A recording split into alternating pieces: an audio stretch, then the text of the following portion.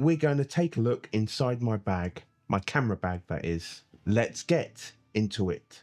A camera bag is like a photographer's second home, filled with photographic treasures and the constant fear that you'll never find that one lens cap you swear you put in there last week. My camera bag is full to the brim with items that I need for a day's shooting. However, in my bag, you'll find items that 99% of other photographers won't be using. So let's take a look inside.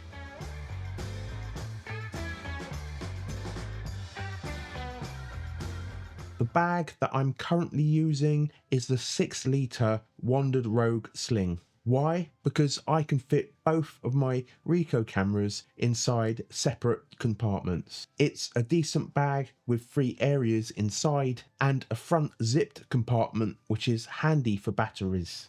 I keep my cameras at the front, a whole bunch of stuff in the back, and my headphones and any tickets in the slot area which is in the middle.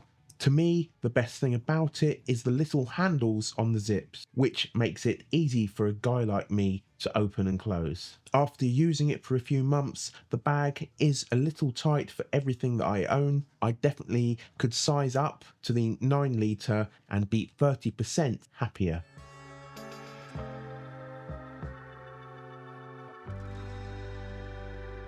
Now let's get the boring stuff out of the way. I keep an assortment of wet and dry camera wipes which are always handy. I just wish I actually bothered to use them instead of my trousers and my top to clean my camera lenses with.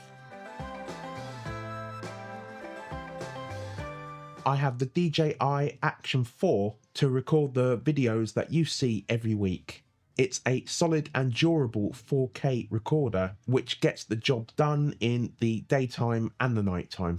I've got 3 batteries for it which I keep inside this USB-C charger. I can get through at least 2 batteries during a daytime shoot. I literally wear the action cam around my neck with this cheap neck holder that I have attached to the Action 4 magnetic holder. You see, if you had one of these, just like me, you'd look $1 million with this around your neck. 7 batteries. Yes, it's overkill, but I've always been an overkill kind of guy. You should see the amount of breakfast cereal I buy on a monthly basis. On the busiest day, I might get through 4 or 5 batteries. I personally think that the battery life on the Ricoh GR3 and the Ricoh GR3X is pretty bad. If I'm shooting constantly, I'll get about 2 hours with one battery. I guess it depends on how many photos that you shoot with a single battery. However, this third-party Gimbal battery is pretty good. It is cheaper than the official branded battery, but it's less milliampere hours in use, but I don't see that much difference in real-world use for the battery life. If you're enjoying this video, please give the like button a smash, and please subscribe if you haven't already done so. I always appreciate your support. As I've said in numerous other videos, I've got a disability, so I use this selfie stick so that I can use the camera. It's the bane of my life. I hate it, I hate looking physically different, and I hate being treated differently to regular people, but it's got to be done. And to make me look even more abnormal, I also have this wired shutter release cable which attaches to the camera via the USB-C slot. It's efficient, I can focus with it and take the shot. And unlike the official Ricoh version, it's cheap, so I always carry a spare one because they're not durable, plus dropping it is an occurrence that does happen, and therefore sudden breakages are always a possibility. I would prefer a wireless one which would make me look less ridiculous, but unfortunately there doesn't seem to be one for the Ricoh GR3 and the GR3X. I keep a supply of these because the more the merrier, and the shutter release cable takes one of these AAA babies. I always take a bunch of these compatible UHS-1 128GB cards with me. After all, it is a worldwide law that you must carry extra SD cards with you at all times. However, I never get through more than one in a day, and that's even when I shoot over 1000 photos. This case is too big, by the way, and I must downsize. I also have memory cards for the Osmo Action 4. During the day, I might get through a couple of 128GB micro SD cards or one 256GB card and then get into a 128GB card. So if you do get the Osmo Action 4, the bigger capacity cards are always better as you won't have to change them out so often.